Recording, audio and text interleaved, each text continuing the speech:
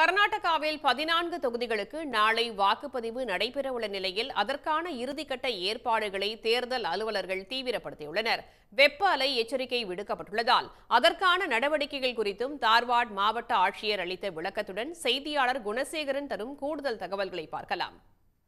தேர்தலுக்கான அனைத்து ஏற்பாடுகளையும் மும்முரமாக இங்கு இருக்கக்கூடிய தேர்தல் அதிகாரிகள் மேற்கொண்டு வருகின்றார்கள். குறிப்பாக 14 தொகுதிகளிலும் 2,59,52,958 வாக்காளர்கள் இருக்கிறார்கள். இவர்கள் வாக்களிப்பதற்காகத்தான் 28,269 வாக்குச்சாவடிகளை தயார் செய்யக்கூடிய பணியில் 1,40,000 தேர்தல் பணியாளர்கள் மும்முரமாக ஈடுபட்டு வருகின்றார்கள். அனைத்து வாக்குச்சாவடிகளிலுமே தற்பொழுது கடுமையான ஒரு வெயில் என்பது இந்த தொகுதிகளில் நிலவக்கூடிய ஒரு சூழ்நிலையில் பிரத்யேக ஏற்பாடுகளும் செய்யப்பட்டிருக்கின்றன. அனைத்து வாக்குச்சாவடிகளிலும் சாமியானா பந்தல், குடிநீர், ஃபேன் மற்றும் ORS கரைசல், மருத்துவ மற்றும் சுகாதார பணியாளர்களும் கூட இதில் பணியமர்த்தப்படுகின்றார்கள். அது மட்டும் இல்லாமல் ஒவ்வொரு வாக்குச்சாவடிக்குமே பிரத்யேக ஏற்பாடாக முதலுதவி பெட்டி என்பதும் இந்த மின்னணு வாக்குப்பதிவு இயந்திரங்களுடனேயாகவே அனுப்பி வைக்கக்கூடிய அந்த பணியும் நடைபெற்று வருகின்றது. அதே போன்று பாதுகாப்பு பணியை பொறுத்த வரைக்கும் ஒரு 13,000 உள்ளூர் போலீசார் இந்த பாதுகாப்பு பணியில் ஈடுபடுத்தப்படுகிறார்கள்.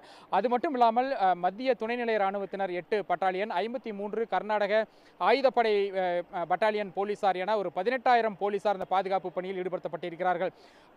பதற்றமான 4,340 வாக்குச்சாவடிகள் மற்றும் மிகவும் பதற்றமான ஒரு 1,800 வாக்குச்சாவடிகளில் கூடுதலான பாதுகாப்பு என்பதும் வழங்கப்பட்டிருக்கின்றது. இது போன்ற ஏற்பாடுகள் மட்டுமில்லாமல் பல தொகுதிகளில் ஆரஞ்சு எச்சரிக்கை, வெப்ப அலை வீசுவதற்கான ஆரஞ்சு எச்சரிக்கை விடப்பட்டிருப்பதால் அங்கு வரக்கூடிய வாக்காளர்கள் மற்றும் பணியில் இருக்கக்கூடிய ஊழியர்களுக்கும் சிறப்பு ஏற்பாடுகள் செய்யப்பட்டிருப்பதாக இங்கு இருக்கக்கூடிய தேர்தல் அதிகாரிகள் தெரிவிச்சிருக்கிறார்கள். ஒரு ஸ்பெஷலாக பண்ணணும்னு பார்த்தீங்கன்னா, நாங்கள் போலிங் ஸ்டாஃப் இங்கேருந்து போயிட்டுருக்காங்க. ஸோ அவங்களுக்கு நார்மலாக நாங்கள் ஸ்டேஷ்னரி ஐட்டம்ஸ் எல்லாம் கொடுத்தனுப்போம், EVM மிஷின். இப்போது இது கூட ஹீட் வேவ் இருக்கிறதுனால ஒரு ஸ்பெஷல் மெடிக்கல் கிட்டு அவங்க கையில் கொடுத்துருக்கோம்.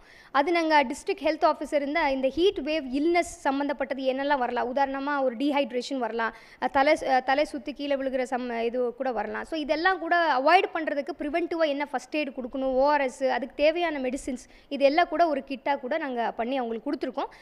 போலிங் ஸ்டேஷனில் ஒரு பிரத்யேகமாக ஒரு ஹெல்த் ஸ்டாஃப் கூட நாங்கள் அப்பாயிண்ட் பண்ணியிருக்கோம். ஆஷா, ஆಮೇಲೆ அது ஆஷா எங்களுக்கு ஷார்ட்டேஜ் இருந்ததுன்னா மெடிக்கல் ஸ்டாஃப், இது எல்லா பக்கமும் கூட நாங்கள் பண்ணியிருக்கோம். அதனால் ஏதாவது ஒரு எமர்ஜென்சி சர்க்கம்ஸ்டன்சஸ் வந்துச்சுன்னா அவங்க ஃபஸ்ட் எய்ட் கொடுத்து அனுப்புவாங்க.